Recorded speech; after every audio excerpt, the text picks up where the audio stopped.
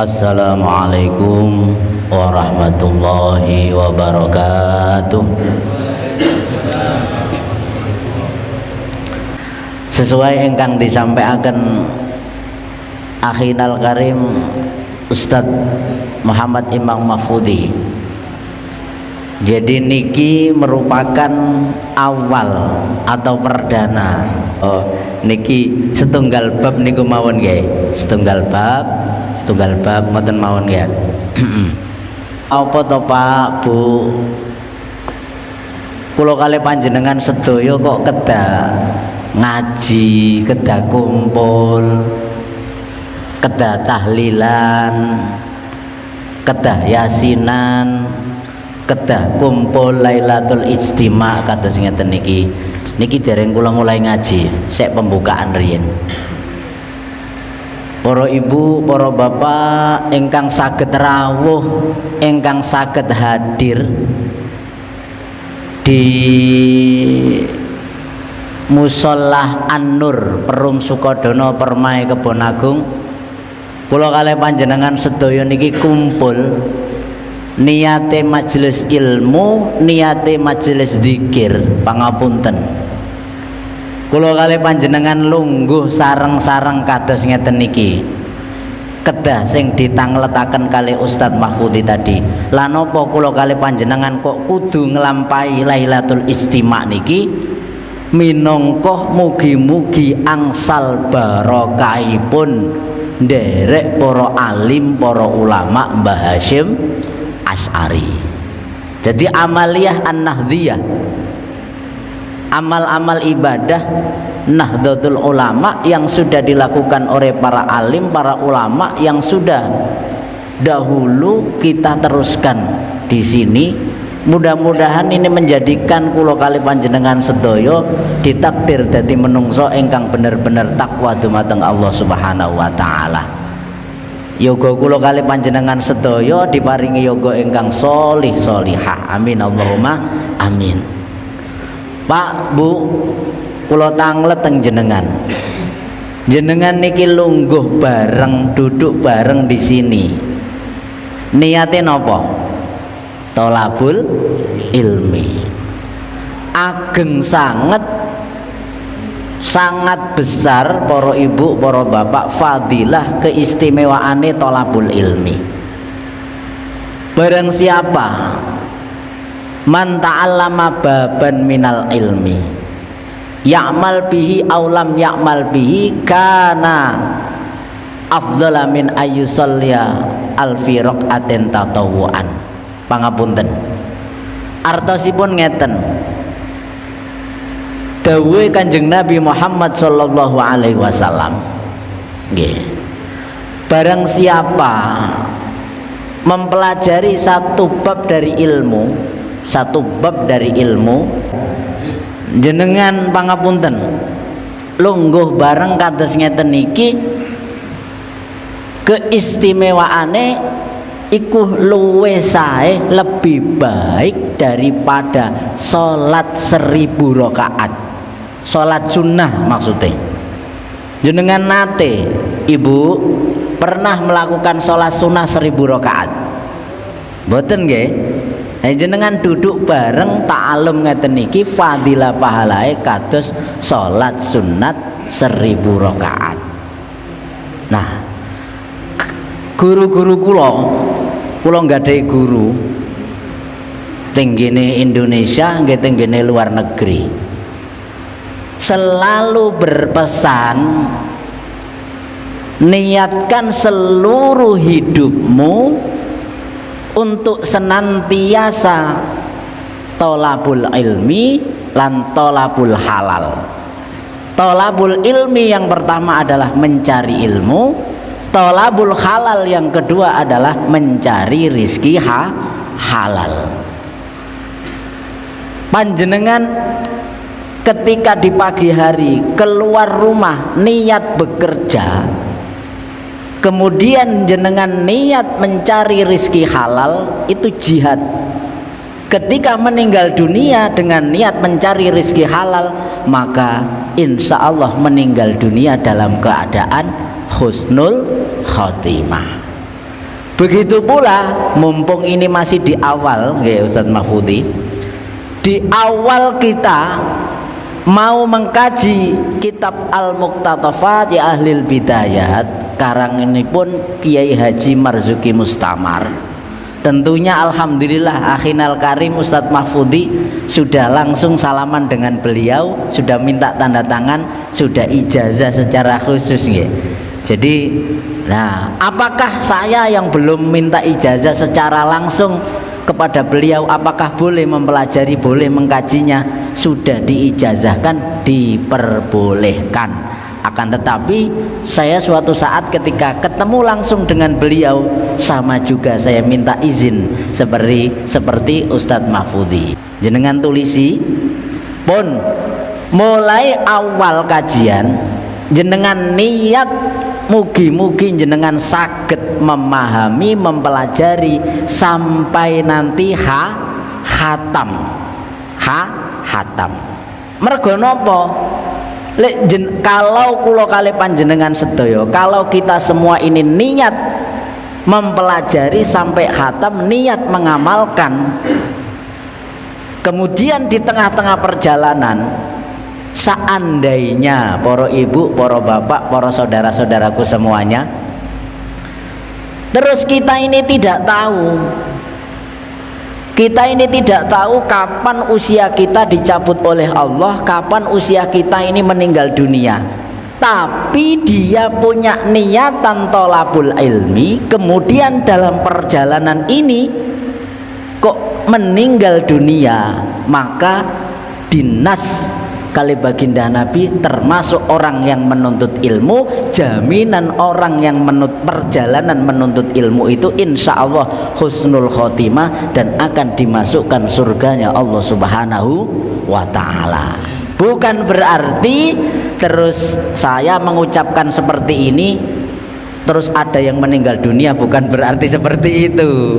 Semoga semua yang hadir diberikan sehat, diberikan panjang umur, diberikan kemudahan bisa menghadiri majelis taklim. Dawuh Kanjeng Nabi napa Pak?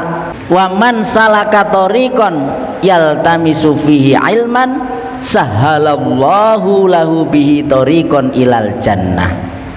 Barang siapa menempuh satu jalan untuk mencari ilmu, panjenengan niki duduk bareng Lailatul Istima, satu jalan berzikir kepada Allah, satu jalan menuntut ilmunya Allah, sahalallahu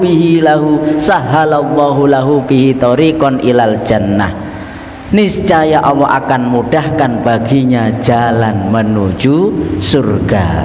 Panjenengan ditakdir kali Allah umur panjang, ditakdir kesehatan, kesempatan, ibu-ibu saged menghadiri majelis taklim kados ngeten niki, saged menghadiri Lailatul Istima ranting kebon agung kados ngeten niki, saestu iki bukan hal yang sembarangan, bukan hal yang remeh. Ini adalah anugerah yang luar biasa. Satu, nikmat dohir berupa sehat. Dua, nikmat batin berupa bisa melaksanakan menuntut ilmu.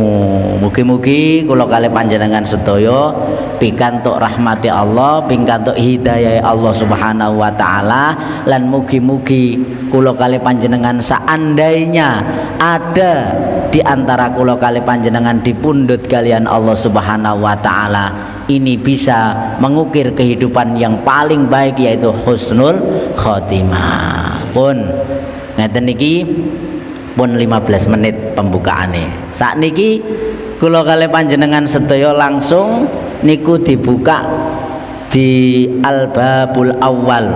Al-Babul Awal, nggih. Al-Babul Awal. Sakderenge kula mau dereng kirim Fatihah nggih. Yai Marzuki Mustamar niat mengarang kitab ini, beliau niatkan untuk kedua orang tua, beliau niatkan untuk guru-guru, beliau niatkan untuk para sesepuh, beliau niatkan untuk para murid, beliau niatkan untuk seluruh umat Islam, dan beliau niatkan khususnya untuk kaum Nahdlatul Ulama. Ala hadhihi niyyah as-salihah bi barakati hadzal kitab. Al-Fatihah. A'udzu billahi minasyaitonir rajim. Bismillahirrahmanirrahim. Alhamdulillahi rabbil alamin. Ar-Rahmanir Rahim, Maliki Yaumiddin. Iyyaka na'budu wa iyyaka nasta'in. Ihdinas siratal mustaqim. Siratal ladzina an'amta 'alaihim ghairil maghdubi 'alaihim waladdallin.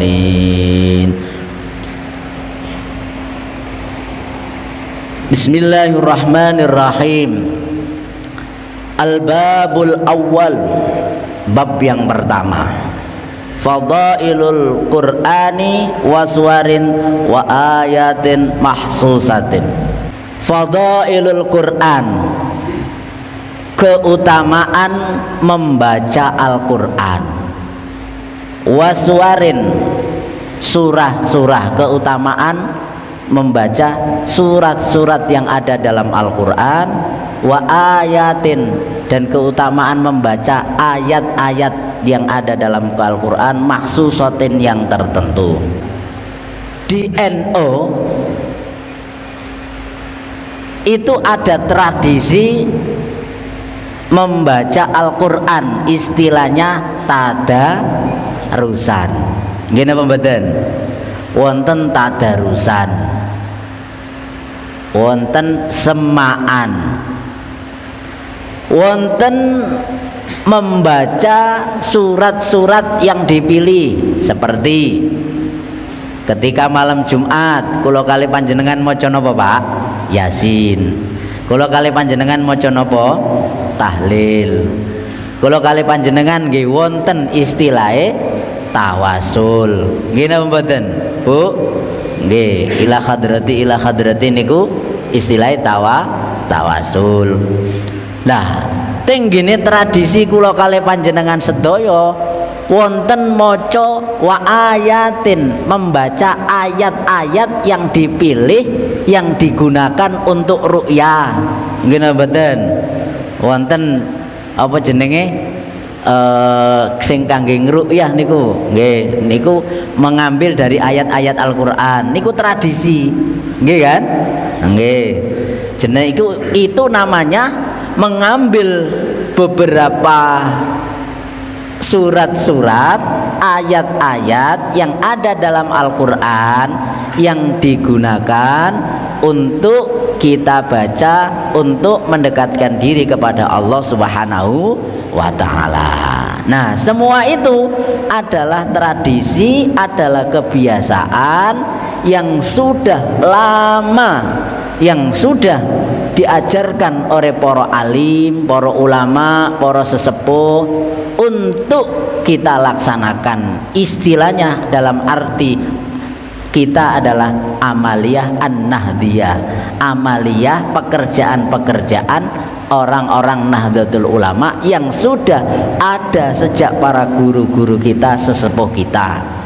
Kados sing diutarakan oleh Gus Imam Mahfudzi tadi, kula kali panjenengan sedaya malam Jumat maos Yasin, maos tahlil, maos napa malih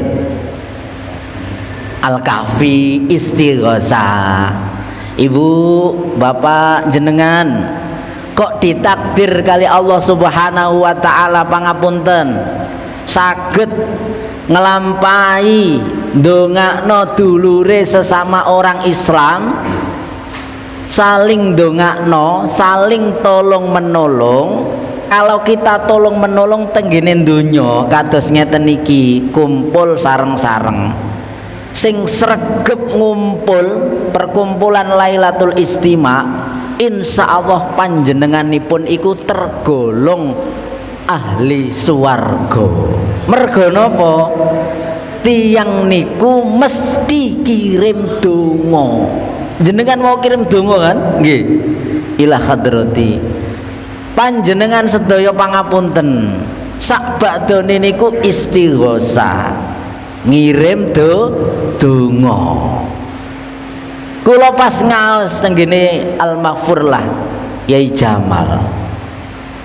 Beliau niku dawuh ngeten, dawuh ngambil beberapa kitab, dawuh ngeten, man a'ana ala mayyitin bi qiraatin au dzikrin istaujaballahu lahu al jannah. Jenengan kumpul-kumpul keten iki niate nulungi si mayit, niate nulungi ahli kubur. Lailatul Istima niki lak kirim donga sih, nggih napa mboten? Lah, kirim dongane ndamel napa? Man aanah nulungi alam mayitin kepada si mayit dengan apa? Bikiraatin dengan doa, au dzikrin atau dzikir, istaujaba disembadani, dibales lahu orang yang membaca tadi, diijabahi, dibales apa? Al jannata, surga. Muga-muga para ibu, para bapak ingkang sregep kirim donga malam Jumat, malam Lailatul Istima utawa langsung ziarah tenggene makam para bapak, para ibu, para sederek, para dulur-dulur kula kalih panjenengan sedaya. Mugi-mugi kula kalih panjenengan sedaya niki klebet dawuhe Kanjeng Nabi dijamin mlebet swarga. Merga napa? Wonten tulung tulung. Seandainya kita kirim doa kepada si mayit, kepada keluarga kita, kula kali panjenengan sedaya kan mboten ngertos apa kirim doa itu diterima atau tidak. Kira-kira lek kula kali panjenengan niki ditangleti, wonten sing tanglet, jenengan kirim donga niku sampai apa tidak? Jenengan jawab nopo? Sampai. Buktine kirim mboten nate mbak mboten nate balik, mboten nate bangsul, nggih napa mboten? Jenengan ngerti napa mboten? Ahli kubur kula kali panjenengan sedaya niki angsal nikmat utawa angsal adab, disiksa utawa diparingi kenikmatan, ngertos napa mboten? Mboten ibu-ibu nggih mboten ngertos nggih? Nggih. Tapi sarana donga kula kali panjenengan sedaya, sebab doa kita semuanya ini, sebab doa kita semua ini, yakin itu akan ahli kubur itu akan diampuni dosa-dosanya oleh Allah. Tenggene surat Al-Hasr niku jelas. Walladzina ja'u min ba'dihim yaquluna rabbana ighfir lana wa li ikhwanina alladzina sabaquna bil iman wa la taj'al fi qulubina ghillan lil ladzina amanu rabbana innaka ra'ufur rahim. Nah, niku walladzina ja'u min ba'dihim, orang-orang yang datang setelah para sahabat Ansor dan sahabat Muhajirin. Mereka berkata, mereka berdoa, Rabbana ighfir lana, ampunilah dosa-dosa kami, wal ikhwanina, dan teman-teman kami, saudara-saudara kami, sabaquna bil iman, yang telah beriman, yang mendahului kami. Intinya apa? Sudah dicontohkan oleh para sahabat zaman dahulu bahwasanya ajaran kirim doa itu sudah ada contohnya. Diperkuat lagi dawuh Kanjeng Nabi, yurfa'u al-adabu anil amwati bidu'ail ahyai. Yurfa'u, dihilangkan, diangkat. Ahli kubur ini ketika disiksa, dihilangkan, diangkat. Sebab nopo? Bidu'ail ahyai, sebab doanya orang-orang yang masih hidup. Jadi panjenengan sedaya donga, kirim tahlil, baca yasin ditujukan kepada si mayit, itu barokahnya bisa meringankan dosa-dosanya, siksanya ahli kubur. Dan ahli kubur yang ada di kubur di alam barzah niku bisa juga memberikan doa kepada panjenengan sedaya. Jenengan ndongakno ahli kubur iku nggih saged ndongakno panjenengan sedaya. Jadi iku yang perlu ditancapkan, yang perlu diyakini bahwasanya itu adalah benteng membentengi akidah Ahlus Sunnah wal Jamaah. Saged dipahami nggih? Nggih, pun sakniki kula terusaken. Ra'a ba'dun nasi anna qira'atal Qur'an biduni fahmin ma'nahu laghun la faidata fihi wala thawaba hal hadza sahih. Nah, monggo kula kalih panjenengan langsung sesuai dengan materi kitabnya. Wau keterangan tambahan. Ra'a ba'dun nas, sebagian orang, beberapa orang berpendapat. Pendapatnya nopo? Anna qira'atal Qur'ani, bahwa membaca Al-Qur'an biduni fahmin maknahu laghun, tanpa memahami maknanya itu sia-sia. Ada orang berpendapat seperti itu ada. Nah, la faidata, tidak ada faedahnya. La faidata fihi, tidak ada faedahnya. Wala sawaba, dan tidak berpahala. Hal hadza sahih, apakah pendapat seperti itu benar? Para bapak, para ibu, para jamaah yang dirahmati oleh Allah, ketika ada orang beranggapan bahwasanya membaca Al-Qur'an dengan tidak memahami maknanya, tidak mengetahui artinya, ada yang beranggapan bahwasanya itu sia-sia. Bahasane wong berpendapat iku, oh muspro maca Quran gak ngerti maknane, maca Quran gak ngerti tafsire, maca Quran gak ngerti tujuane. Ada yang berpendapat muspro, sia-sia. Pendapat seperti itu salah. Pendapat seperti itu tidak benar. Ini bahaya kalau kita tidak mengkaji kitab ini, kalau kita tidak mengerti ilmunya. Kalau tingkatannya Ustadz Mahfudi digojloki, dilok-lokne, Ustadz Mahfudi insya Allah nggak akan mempan. Wah, sampean niku ngopine kurang ado, cak. Wong maca Quran terus dilok-lokne gak ono makna, gak ada manfaatnya, gak ada faedahnya karena tidak tahu artinya. Kalau yang di apa ya bahasane, bahasa kampung itu apa, digojloki, dilok-lokne. Kalau orang yang punya dasar dalil yang kuat, maka anggapan-anggapan seperti itu akan ditepis gak direken. Nggih napa mboten? Tapi bagi orang awam, bagi orang umum, bagi orang yang tidak mengerti ilmunya, yang sudah mulai belajar rajin membaca Al-Quran, yang sudah sregep baca Al-Quran, kemudian tiba-tiba kok diomongi, alah gak ngerti Quran kok moca-moca, ya akhirnya goyah. Nggih napa mboten? Ketika keimanane iku tipis, akhirnya iya ya, aku maca Quran gak ngerti maknane, gak ngerti maksude, gak ngerti tujuane. Akhirnya nggih napa? Akhirnya males. Mergo napa? Dilokne. Iku tingkatan orang-orang bodoh, orang-orang umum. Tapi kalau sudah yakin ngerti dasarnya, kados panjenengan sedaya niki mempelajari bab ini, insya Allah ada hujatan, ada cacian, ada makian seperti itu nggak akan terpengaruh. Mergo napa? Kula kalih panjenengan sedaya niki pangapunten.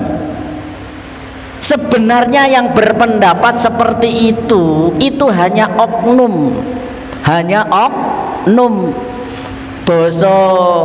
boso media sosial itu kadrun lho.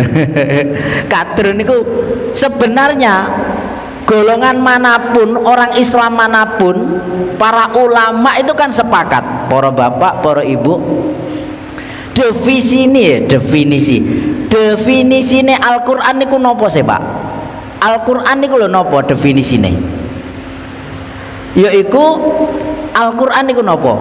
cara arti secara menurut para alim, para ulama, Al-Qur'an adalah huwa kalamullah. Itu adalah firman Allah.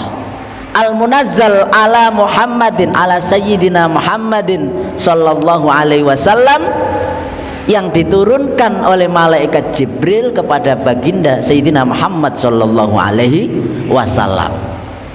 Al-muta'abbad bitilawatihi, yang ketika membacanya itu dinilai ibadah. Itu definisi Al-Quran. Seluruh golongan Islam itu pendapatnya seperti itu. Loh, kok ada orang Islam mengatasnamakan golongan si A, si B, si C, berpendapat, beranggapan bahwasanya membaca Quran itu tidak tahu artinya, tidak tahu maknanya, tidak tahu tafsirnya, itu muspro, itu sia-sia. Berarti itu bukan dari golongan apapun, bukan dari organisasi apapun, tapi itu oknum kadrun secara pribadi. Jadi jenengan jangan suudon kepada golongan sebelah, jangan. Golongan sebelah yang ngalim, yang ngerti kitab, yang ngerti definisi Al-Quran, nggak akan berpendapat seperti itu. Saged dimengerti nggih? Jadi jangan pernah menuduh golongan A, B, C atau golongan tetangga kita, nggak ada tetangga organisasi sebelah yang berpendapat bahwasanya baca Quran muspro itu nggak ada. Kalau ada orang yang berpendapat membaca Quran sia-sia, orang itu tidak tahu definisi makna Al-Quran. Mergo napa? Jenenge Quran iku al-muta'abbad bitilawati. Itu kata kuncinya. Membacanya itu bernilai ibadah. Monggo diterusaken bab niki. Nah, An Abi Umamah radhiyallahu anhu sami'tu Rasulullah sallallahu alaihi wasallam. Allahumma shalli ala sayyidina Muhammad. Dari Abu Umamah radhiyallahu anhu, sami'tu, aku mendengar Rasulullah sallallahu alaihi wasallam, baginda Rasulullah sallallahu alaihi wasallam yaqulu, beliau bersabda, Iqra'ul Qur'an, dawuhe Kanjeng Nabi niki, Iqra'ul Qur'an, bacalah Al-Qur'an. Iqra'ul Qur'an, bacalah Al-Qur'an. Kenapa kita kok disuruh membaca Al-Qur'an? Apa alasannya Kanjeng Nabi kok nyuruh membaca Al-Qur'an itu? Apa alasannya? Apa tujuannya? Nah, niki perlu kita tancapkan dalam diri kita. Kanjeng Nabi niku dawuhe Iqra'ul Qur'an, bacalah Al-Qur'an. Kenapa? Fa innahu ya'ti yaumal qiyamati syafi'an li ashabihi. Fa innahu ya'ti yaumal qiyamah, karena sesungguhnya Al-Qur'an nanti di hari kiamat syafi'an li ashabihi, akan memberi syafaat kepada pembacanya, orang yang biasa membaca Al-Qur'an. Yen apa mboten? Panjenengan sedaya niki ditakdir saged baca Al-Qur'an, saged khataman Al-Qur'an. Kados niki Ustaz Gus Mahfudi niki jadi pembina pengasuh Al-Qur'an. Iki sangat agung, sangat mulia. Mugi-mugi engkang saged istiqomah Al-Qur'an kula kali panjenengan sedaya ditakdir istiqomah, dikasih pitulunge Allah, nanti angsal syafaatipun Kanjeng Nabi, angsal syafaatipun Al-Qur'an. Amin Allahumma amin. Rawahu ngriwayataken ing hadis sapa Muslimun, Imam Muslim, berarti hadis yang diriwayatkan oleh Imam Bukhari, Imam Muslim, hadisnya sahih, hadisnya jelas, sanadnya jelas, tidak perlu dipertanyakan lagi. Jadi kalau ada orang tanya dalil, ya jenengan pacona, jenengan dudono kitabe niki lho dalile, ngoten nggih. Kanjeng Nabi niku memerintahkan membaca Al-Qur'an. Pun kula lanjutaken. Amaran Nabi sallallahu alaihi wasallam, Dalam hadis ini amarun Nabi fi hadal hadis, dalam hadis ini Nabi Muhammad sallallahu alaihi wasallam memerintahkan kita, memerintahkan untuk apa? Biqiraatil Quran, diperintahkan untuk membaca Al-Qur'an. Walam ya'murhuna bitafsir walat tarjamah. Nah, ini yang perlu juga harus dipahami. Kanjeng Nabi nopo tidak memerintahkan kita untuk mentafsirkan. Wala ya'murhuna bitafsir walat tarjamah. Kanjeng Nabi juga tidak memerintahkan untuk menterjemah. Jadi hanya diperintahkan untuk membaca.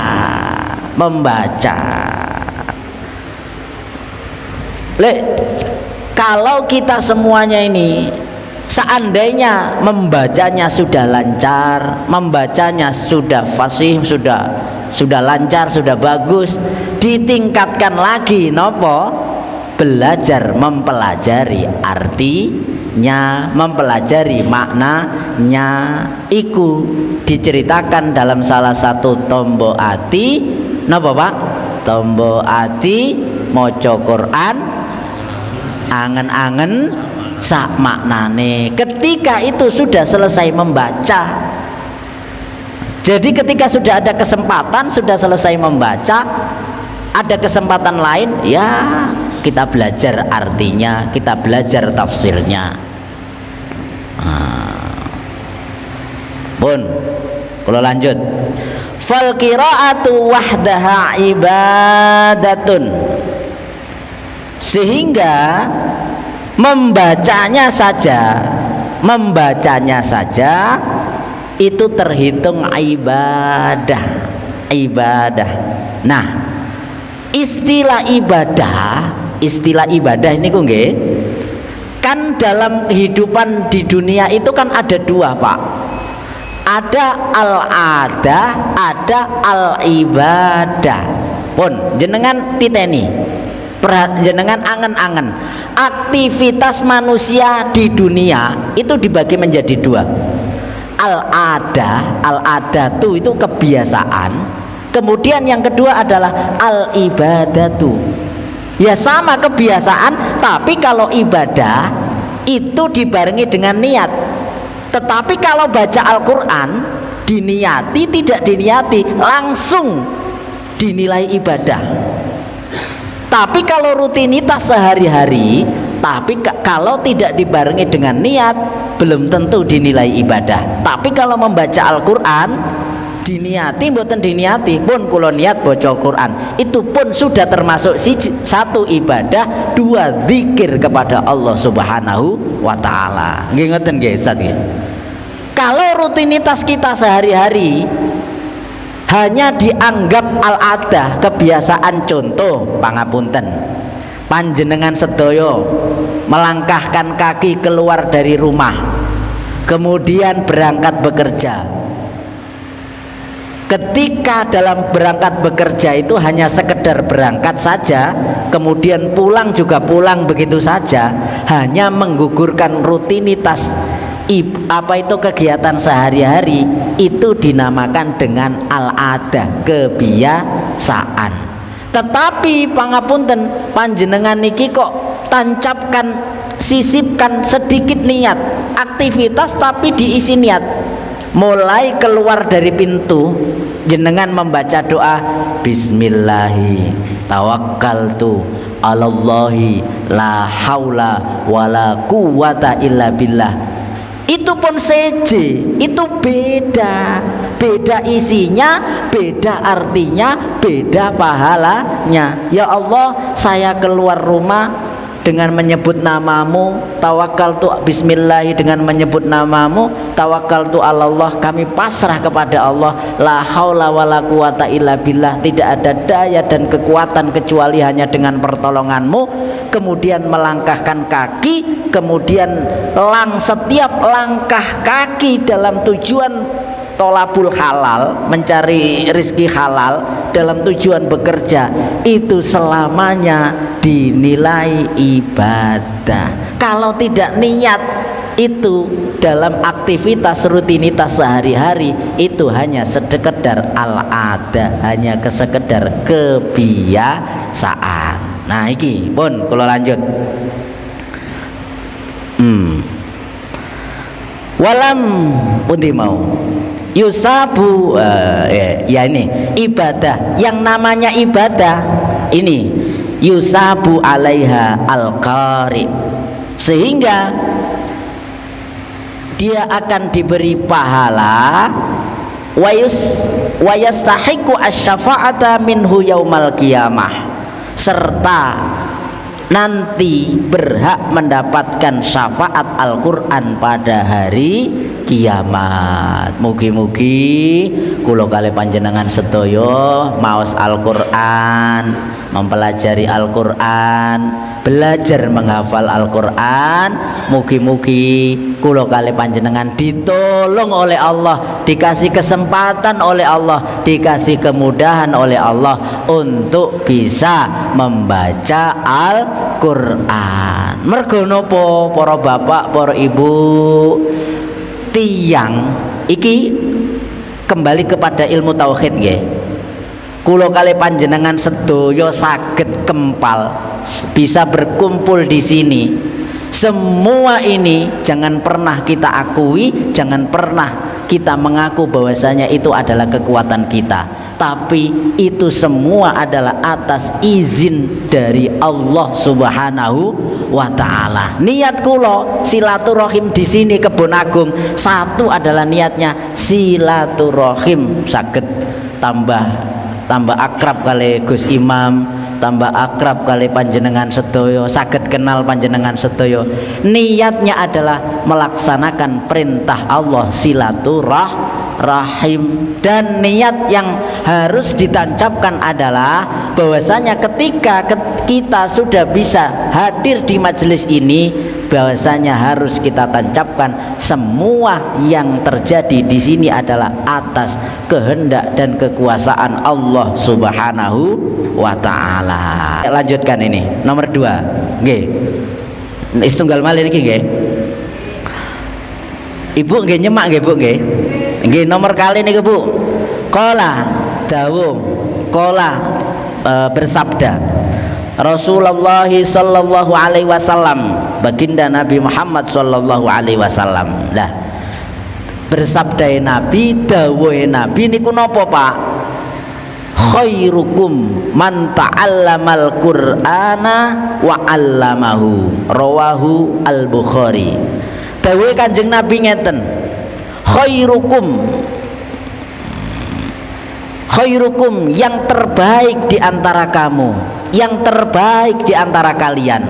Wong sing paling apik, gampangane ngoten, gampangane wong sing paling apik di antara kalian semuanya itu khairukum. Wong sing paling apik iku wong sing model ya apa Bu, Pak? Rumusin jenengan kali rumuse Kanjeng Nabi niku sami napa mboten? Cara jenengan pangapunten, menungso sing paling apik iku napa? Bu, menungso sing paling apik nang kampung, nang desa, nang kecamatan iki menurut pandangane jenengan iku sami napa mboten kali pandangane Kanjeng Nabi? Napa Pak? Menungso sing paling apik? Napa?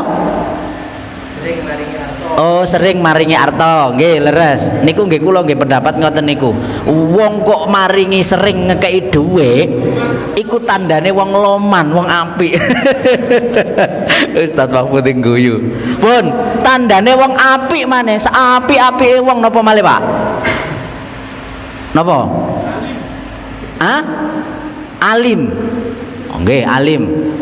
Ada yang berpendapat menungso sing apik iku bojone luwih teko siji. Bojone akeh.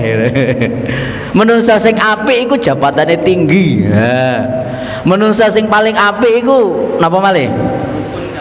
Rukun kali tanggoe. Ha, itu juga termasuk wong sing apik, nggih, leres. Napa malih? Napa malih? Menungso sing apik, Pak, Bu, rukun kali tanggane, loman, sering ngekeki dhuwit, sering sedekah. Napa? Takwa niku jelas niku takwa. Nggih. Lah niki tercakup dalam dawuh Kanjeng Nabi khairukum, sehingga khairukum wong sing paling apik di antara kalian semua adalah siapa? Nang ndi mau? Man, yaitu orang ta'allamal Qur'an, yang belajar Al-Qur'an, wa 'allamahu, dan mengajarkannya. Pun iki diarani wong sing paling apik sak apik-apike menungso. Terus Kanjeng Nabi yaiku yang terbaik di antara kalian adalah orang yang mempelajari Al-Qur'an dan mengajarkan Al-Qur'an. Cuma pangapunten guru-guru Quran, guru-guru TPQ, kali guru kursus bahasa Inggris, kursus matematika, iku yang terjadi di sekitar kita, di negara kita, di lingkungan kita. Yang saya tahu loh Pak, di daerah sana, nggak tahu kalau di sini, itu gajinya ustadz ustadzah yang ngajar TPQ, yang ngajar Al-Qur'an, dengan yang ngajar matematika, dengan yang ngajar bahasa Inggris, itu lebih, rata-rata masyarakat itu lebih menghargai guru matematika dan guru bahasa Inggris. Kadang-kadang anaknya di sekolah nang TPQ. Napa Bu? Nggih larang nggih bahasa Inggris nggih. Matematika nggih larang. Tapi lek guru TPQ murah nopo larang Bu? Larang titik gremeng. Larang titik gremeng iki godho lho nggih. Ini sebuah hal yang bertentangan, berbalik arah. Sesuatu yang dimulyakne Allah, dimulyakne Kanjeng Nabi ngarani. Beliau bersabda, pangapunten Kanjeng Nabi kok ngarani. Beliau bersabda, terbaik di antara kalian adalah yang mau membaca Al-Qur'an dan yang mau belajar Al-Qur'an dan mengajarkan Al-Qur'an. Tapi di lingkungan kita kurang guru Al-Qur'an ini, kurang diregani. Kadang-kadang salaman niku gak ono ngrenjele balas. Ustaz, matur suwun, ngoten. Sabar Ustaz ya. Iki sing ngajar Al-Qur'an iki. Nggih, saya ikhlasi. Ampun ngoten. Kula kalih panjenengan sedaya niki lek mengacu kepada para ulama ingkang alim-alim. Gusmus ngerti Gusmus, Pak? Yai Mustafa Bisri. Beliau itu punya ayah. Ayah beliau itu seorang kusir dokar. Nah, setiap ayah beliau itu ketika mendapatkan penghasilan berapa? Separuh dari rizkinya itu dinakno itu apa? Diberikan sowan nanggone, dikasihkan oleh gurune Gusmus. Jadi punya rizki 700.000, iku sing 50 itu dinakno, diparuh, dibagi 2. Ya Ustadz ya, gitu ceritanya ya. Loman nanggone ustadz, nanggone kiai, barokai nopo? Barokai abai Gusmus iku loman diparingi yoga solih soliha. Roto-roto Pak, jenengan kok nggadahi anak soleh niku lomano karo ustadz ustadzah. Mboten kok kula niki promosi terus jenengan mangke terus langsung nyalam template ustadz mboten. Tapi dimanapun berada, jenengan niki gurune anak jenengan, yoga putra putri kula kali panjenengan sedaya lek ngaji sekolah, gurune itu kalau bisa minimal 1 tahun sekali ku paringi, walaupun hanya gawakno gula kopi. Walaupun hanya dibawakan gula kopi, itu guru itu akan terenyuh Pak, akan mendoakan khusus dumateng yogane panjenengan. Itu pengalaman dari ulama-ulama dahulu. yang ayahnya itu loman-loman, ya bukan hanya ke ustadz, ke siapa saja loman, insya Allah yogone iku soleh solihah. Jenengan kok sedekah negini niki musola An-Nur niki niatono, ya Allah muga-muga yoga kula kali panjenengan didasaraken yoga ingkang solih solihah iku saged mustajabah, mudah dikabulkan. Sedekah jenengan niatono kados ngoten niku. Pun niki pun setunggal jam diterusaken pun nggih. Oh kurang nek sik kula tingali jame iki wau terus nggih kula iki sampai ngantos titik niki nggih. Rawahul Bukhari afada hadal hadis. Hadis ini memberikan sebuah hadis ini memberikan pemahaman annaman ta'allamal Qur'an, bahwa barang siapa yang mempelajari Al-Qur'an faqad asbaha min khairin nas, maka dia telah menjadi sebaik-baik manusia.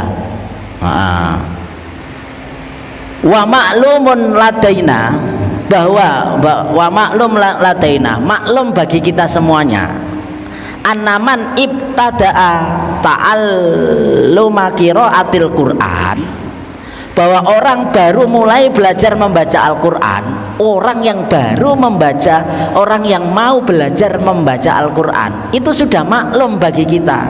Yang menjadi kemakluman itu yang bagaimana? Nah, ini diteruskan. Orang yang baru belajar membaca ke Al-Qur'an itu maklum bagi kita. Yang maklum apa Pak? La ya'rif at-tafsir. La ya'rif at-tafsir yo gak ngerti tafsirane. Walal makna yo gak ngerti maknane. Nggih napa mboten? Wong baru belajar. Kalau sudah senior seperti yang ada di Indonesia, ahli tafsir siapa Pak? Quraisy Shihab. Beliau sudah senior, sudah lancar membaca Al-Qur'an, bahkan hafal, bahkan beliau ini wis ngewalim ngelontok walak-walik tafsirane karena sudah bertahun-tahun mempelajari Al-Qur'an. Tapi bagi kita yang baru mempelajari, tentu tidak memahami artinya, tentu tidak paham tafsirnya, bal syaqqa alaihi. Bahkan untuk membacanya saja kita itu syaqqa itu apa? Kesulitan. Walau mujarradal qiraati faqat. Nah, jadi membacanya saja kita itu kesulitan. Wa ma'adzalika, meskipun demikian, qad asbaha huwa min khairin nas, dia dikatakan sebagai sebaik-baik manusia. Wa hadza yadullu ala anna qira'atahu faqat laisat lagwan bal hiya ibadatun yusabu 'alaiha.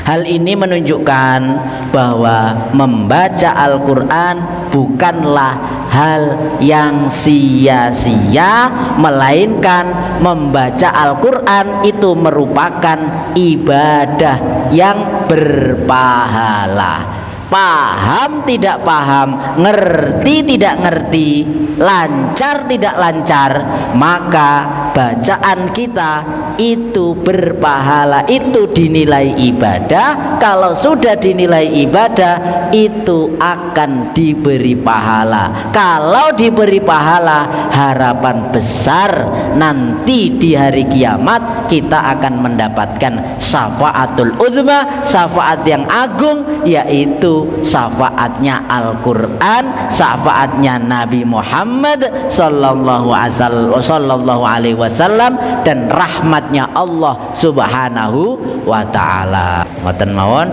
kula akhiri nggih. Ihdinas siratal mustaqim. Assalamualaikum warahmatullahi wabarakatuh.